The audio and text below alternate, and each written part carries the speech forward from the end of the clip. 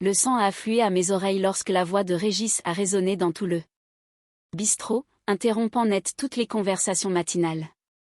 Tu sais très bien qu'elle ne peut pas payer, et pourtant tu la sers quand même. Tu veux que je retienne ça sur ton salaire? Son doigt était pointé vers ma poitrine, puis vers la petite silhouette emmitouflée dans son ciré jaune, blottie sur la banquette du fond. Le temps a semblé s'arrêter tandis que 30 paires d'yeux se tournaient alternativement vers nous deux. Des ouvriers du chantier d'à côté, la fourchette en l'air. Des couples de retraités figés, la tartine à mi-bouche. Même Marcel, le cuisinier, qui observait la scène à travers le passe-plat. Les épaules de la petite fille étaient rentrées, ses yeux fixés sur le croque-madame chaud que je venais de lui servir et auquel elle n'avait pas encore touché. La honte qui se dégageait de son corps si frêle me faisait physiquement mal. À cet instant précis, je savais que chaque personne présente dans ce bistrot me voyait exactement comme Régis voulait qu'on me voie, une serveuse naïve qui enfreignait le règlement pour faire de la charité. Ce qu'il ne pouvait pas voir, en revanche, c'étaient les pièces de monnaie soigneusement comptées qu'elle apportait chaque jour, ni la façon dont elle surveillait la porte d'un œil inquiet en mangeant. Je m'appelle Valérie. J'ai 27 ans et je suis serveuse tout en suivant des cours du soir à l'université. Voici comment une humiliation publique s'est transformée en la seconde chance la plus inattendue de ma vie. Depuis 3 ans, j'arrivais au bistrot de la Passerelle à 5 heures du matin pour préparer le coup de feu du petit déjeuner. Des équipes de chantier, des enseignants du lycée d'à côté, des retraités aux pensions modestes. Mon salaire suffisait à peine à payer mon petit studio et le remboursement de mon prêt étudiant, mais les habitués du matin en valaient la peine. Ils se souvenaient de mon anniversaire, me racontaient leurs anecdotes de classe ou partageaient des formules pour économiser, tout en laissant toujours un pourboire généreux. Il y a 2 semaines, je l'avais remarqué pour la première fois. Une fillette de pas plus de 9 ans, qui passait la porte à 7 heures pile. Son ciré jaune flottait sur sa petite silhouette, son sac à dos serré contre sa poitrine comme un bouclier. Sans un regard, elle s'était glissée sur la banquette la plus éloignée pour attendre, dépassant à peine de la table. Un croque-madame, s'il vous plaît, murmurait-elle d'une voix si basse que je devais me pencher pour l'entendre. Au moment de payer, elle sortait des pièces et des billets froissés. Mais il lui manquait toujours près de 2 euros. Je complétais la différence avec mes propres pourboires et j'y ajoutais un grand verre de lait. Pour grandir, il faut du calcium, lui disais-je avec un clin d'œil. Elle ne répondait jamais, mais elle mangeait jusqu'à la dernière miette, le regard constamment rivé sur la porte. Ce manège a duré 2 semaines. 7 heures pile. Le ciré jaune, la commande murmurée, et mon aide discrète. Elle ne disait jamais un mot de plus, ne souriait jamais, ne me regardait jamais dans les yeux. Jusqu'à aujourd'hui, le jour où Régis a décidé de faire de moi un exemple. Je t'ai posé une question, Valérie, a exigé Régis, sa voix me tirant de ma stupeur. Derrière lui, Delphine ricanait, sortant déjà son téléphone portable. Je me doutais bien que mon humiliation ferait le tour de la messagerie du personnel dans les minutes à venir. C'est juste une enfant, ai-je réussi à articuler, d'une voix plus ferme que je ne l'aurais cru. Je ne peux pas la laisser partir à l'école le ventre vide. Ce n'est pas ton problème, a répliqué Régis, assez fort pour que tout le bistrot l'entende. Plus de gratuité, ou alors je le déduis de ta paix. La petite fille a abandonné son assiette, ramassant à la hâte son sac à dos. Avant que je ne puisse la rattraper, elle avait déjà franchi la porte, une silhouette jaune disparaissant rapidement au coin de la rue. Dans mon bureau, tout de suite. Son bureau exigu à l'arrière sentait le tabac froid et l'eau de Cologne bon marché. Avertissement écrit reposait sur son bureau encombré. Signe là, a-t-il dit. Sans lever les yeux de ses factures. Considère cela comme ton premier et unique avertissement concernant des remises non autorisées. Régis, c'est juste une gamine qui essaie de. Il m'a coupé. Pas notre problème. Les parents n'ont qu'à nourrir leurs gosses. Signe. J'ai pris le stylo, la main légèrement tremblante. J'aurais pu lui expliquer comment elle comptait ses centimes, comment ses vêtements semblaient chaque jour plus usés, comment elle arrivait toujours seule. Au lieu de cela, j'ai simplement signé. Ne me fais pas regretter de te garder, a ajouté Régis alors que je me tournais pour partir. Il y a plein de gens qui prendraient ta place demain. Cette nuit-là, je suis restée éveillée dans mon studio, repassant en boucle les événements de la journée. Je ne pouvais pas me permettre de perdre cet emploi. Le loyer arrivait à échéance, mes prêts étudiants ne s'envoleraient pas. De même, et les postes de serveuse compatibles avec mes horaires universitaires étaient rares. Pourtant, l'idée de refuser de servir cette petite fille me rendait malade. Le matin est arrivé, et ma décision était prise. Je paierai moi-même l'intégralité du petit déjeuner de la fillette, en gardant cette transaction totalement en dehors de la comptabilité du bistrot. Régis ne pourrait pas s'opposer à ce que je serve un client qui payait en règle. Mais 7 heures sont passées, sans aucun signe du ciré jaune. À 7h30, je me surprenais à vérifier la porte toutes les 2 minutes.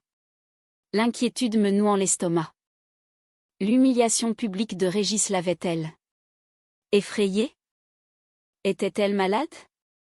Ou pire, lui était-il arrivé quelque chose? À 8h15, l'ambiance du bistrot a changé du tout au tout. Les conversations se sont arrêtées net lorsqu'un imposant SUV noir aux vitres teintées s'est garé juste devant l'entrée. 2 hommes en costume en sont sortis les premiers, inspectant les environs avant d'ouvrir la portière arrière. Un homme de grande taille, vêtu d'un costume noir sur mesure à la coupe impeccable, est descendu, sa simple présence imposant le respect sans le moindre effort. 2 autres hommes en costume l'entouraient alors qu'il franchissait le seuil. Les clients du petit déjeuner se sont tus. Les fourchettes sont restées suspendues en l'air. Régis est sorti de son bureau, les yeux écarquillés. Il s'est précipité vers l'avant, lissant sa chemise froissée. « Bonjour, monsieur. Bienvenue au bistrot de la Passerelle. Que puis-je faire pour vous ?» Sa voix avait pris un ton obséquieux que je ne lui avais jamais connu. Les yeux sombres et intelligents de l'inconnu ont balayé la salle, ignorant complètement Régis. « Je cherche la personne qui est venue en aide à ma fille », a-t-il déclaré d'une voix grave et posée, qui ne laissait rien paraître de ses intentions. Je me suis figé près de la machine à café, la cafetière à la main. Les 4 gardes du corps s'étaient positionnés stratégiquement dans la salle, leur posture professionnelle mais visiblement vigilante. Le sourire de Régis s'est crispé. Je ne suis pas sûr de comprendre. Ma fille, a répété calmement l'homme. 9 ans, un ciré jaune. Elle venait prendre son petit déjeuner ici. J'ai posé la cafetière et j'ai fait un pas en avant, le cœur battant à tout rompre contre mes côtes. C'est moi, ai-je dit doucement. C'est moi qui la servais. L'homme s'est tourné vers moi, observant mon visage pendant un long moment. Son expression sévère s'est adoucie, laissant place à quelque chose de plus tendre, de plus vulnérable. Elle n'a plus jamais pris un repas en dehors de notre maison depuis la mort de sa mère, a-t-il dit. Vous êtes la première personne à qui elle a adressé une phrase complète en 3 ans. Un silence de plomb régnait dans le bistrot. Même les bruits de la cuisine s'étaient tus. Je ne savais pas, ai-je chuchoté. L'homme s'est approché en me tendant la main. Nicolas Forestier. Plusieurs murmures de surprise ont parcouru la salle. Même moi, je connaissais ce nom. Nicolas Forestier, un investisseur dans la technologie et philanthrope dont le visage apparaissait de temps à autre dans les magazines économiques. Ma fille s'appelle Émilie. A-t-il poursuivi. Après l'accident de sa maman, elle a développé un mutisme sélectif. Nous avons vu des thérapeutes, des spécialistes, essayer des traitements. Rien n'y a fait. Puis hier, elle a donné un mot à sa préceptrice. À propos d'une gentille serveuse. Il a glissé la main dans sa veste pour en sortir un papier plié. Je l'ai immédiatement reconnu, c'était le mot que j'avais trouvé sous le verre de lait la veille. D'une écriture enfantinée. Maladroite, il y était écrit « Tu es la seule qui me parle sans avoir peur. J'aime bien le lait tous les matins. » Merci, c'est la première fois qu'elle va ainsi vers quelqu'un, a confié Nicolas, sa voix trahissant une légère émotion. Je devais absolument savoir qui vous étiez. Régis s'est alors avancé, l'attitude totalement transformée. Monsieur Forestier, je peux vous assurer que notre établissement est ravi d'accueillir votre fille. En fait, j'avais personnellement demandé à Mademoiselle Sauvage de prendre particulièrement soin d'elle. Le regard de Nicolas s'est durci lorsqu'il s'est tourné vers Régis. Vraiment? Parce que mon équipe de sécurité a inspecté votre établissement avant mon entrée. Ils ont entendu une toute autre version de la part de vos employés. Régis a visiblement pâli. Derrière lui, Delphine avait arrêté de filmer et reculait discrètement vers la cuisine. Comment va Émilie aujourd'hui, ai-je demandé, l'inquiétude l'emportant sur ma surprise. Elle est à la maison avec un rhume, a répondu Nicolas. Elle était très triste de ne pas pouvoir venir prendre son petit déjeuner ici. Il s'est de nouveau tourné vers Régis, d'un ton mesuré mais ferme. Je n'ai que faire de vos excuses. Ce dont j'ai besoin, ce sont des personnes comme elle dans mes projets. Il a fait un signe de tête dans ma direction. De sa poche, il a sorti une carte de visite qu'il m'a tendue. J'ai fixé la carte, les yeux embués de larmes. Je ne comprends pas, vous avez fait preuve de bienveillance envers ma fille alors qu'elle était invisible. Aux yeux de tous les autres, a simplement répondu Nicolas. Je souhaite simplement vous rendre cette bienveillance. Le carillon de l'entrée a retenti. Une petite silhouette en ciré jaune s'est glissée à l'intérieur, suivie d'une femme plus âgée qui devait être sa gouvernante. Émilie, désormais sortie de l'anonymat, n'était plus seulement la petite fille. Elle s'est approchée de moi lentement. Pour la première fois, elle m'a regardé droit dans les yeux. Est-ce qu'il y aura encore des croques, madame, a-t-elle demandé d'une voix timide mais distincte. Je me suis mise à sa hauteur, les larmes coulant désormais librement sur mes joues. Tous les jours, si tu en as envie. Émilie a souri. Un sourire minuscule, fragile, mais si sincère. Un mois plus tard, le café, chez Émilie et Valérie, ouvrait ses portes à quelques rues du bistrot de la Passerelle. Notre établissement chaleureux, dont le nom associait le prénom d'Émilie au mien, proposait un éclairage doux, des fauteuils confortables et un espace réservé aux enfants après l'école. Une petite ardoise sur le mur indiquait « Aucun enfant ne sera laissé de côté. Bienvenue à tous les élèves ». J'avais tenu à ce que nos tarifs restent abordables. Nous avions également mis en place un système de « repas suspendus » permettant aux clients de payer d'avance des repas destinés à ceux qui n'avaient pas les moyens de s'offrir à manger.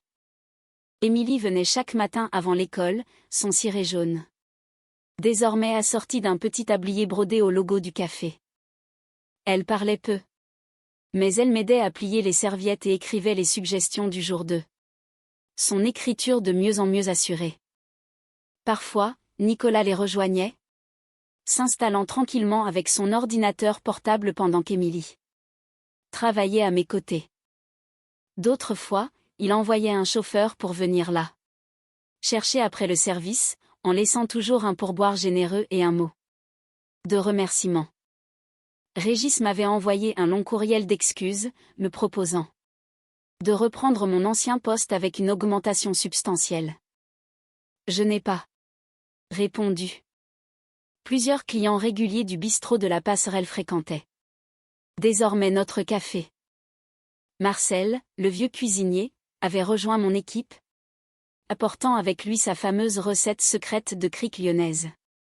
Lorsque les médias locaux ont eu vent de notre histoire, des journalistes ont sollicité des interviews.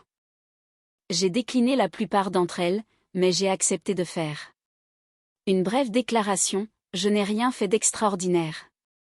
J'ai simplement refusé d'ignorer une enfant qui avait besoin qu'on la remarque. Le journaliste a insisté pour en savoir plus sur l'implication de Nicolas Forestier et le montage financier derrière le café. J'ai souri. Ce n'est pas une question d'argent. C'est avant tout la création d'un lieu où la bienveillance est la règle, pas l'exception. Les après-midi plus calmes, je surprenais parfois Émilie à me regarder d'un air pensif. Elle sortait peu à peu de sa coquille, non pas par des éclats soudains, mais à travers de petits moments précieux. Désormais, elle saluait les clients. D'un hochement de tête, me murmurait parfois ses remarques sur les pâtisseries en vitrine, et avait commencé à tenir son propre carnet. Un matin, Émilie est arrivée avec un paquet soigneusement emballé. À l'intérieur se trouvait une photo encadrée d'elle, souriant timidement, un croque-madame à la main. Dessous, de son écriture si reconnaissable, elle avait écrit « Merci pour le lait quand j'avais soif, et pour la gentillesse quand j'avais faim ». J'ai accroché ce cadre derrière le comptoir, comme un rappel discret que les actes de bienveillance les plus importants sont parfois ceux que personne ne remarque. La semaine dernière, j'ai aperçu Régis à travers la vitrine du café, debout de l'autre côté de la rue, observant notre salle comble en plein service matinal. Nos regards se sont croisés brièvement avant qu'il ne se détourne. Je n'ai ressenti aucune satisfaction face à son malaise, seulement de la gratitude pour cette humiliation publique qui m'avait mené vers cette seconde chance inattendue. Émilie a tiré doucement sur mon tablier, me désignant un nouveau client qui venait d'entrer. Un jeune garçon, de peut-être 12 ans, aux chaussures usées et au regard timoré. Sans un mot, elle a pris un croque-madame et un verre de lait chaud sur le comptoir pour les apporter elle-même à sa table. En observant ce geste simple, j'ai compris une vérité profonde. Lorsque nous sommes publiquement pointés du doigt pour notre compassion, deux choix s'offrent à nous, nous replier sur nous-mêmes pour nous protéger, ou redoubler de bienveillance. Émilie m'avait appris à choisir la seconde voie, et ce faisant, elle m'avait aidé à trouver non seulement un nouveau métier, mais un véritable sens à ma vie. Le garçon a levé les yeux vers Émilie avec surprise, alors qu'elle posait son petit déjeuner. Elle n'a pas dit un mot, lui adressant simplement un léger hochement de tête complice avant de revenir à mes côtés. Parfois, ce sont les voix les plus silencieuses qui nous transmettent les plus grandes leçons de courage, de résilience, et nous rappellent la façon surprenante dont la justice finit toujours par retrouver son chemin vers chacun de nous.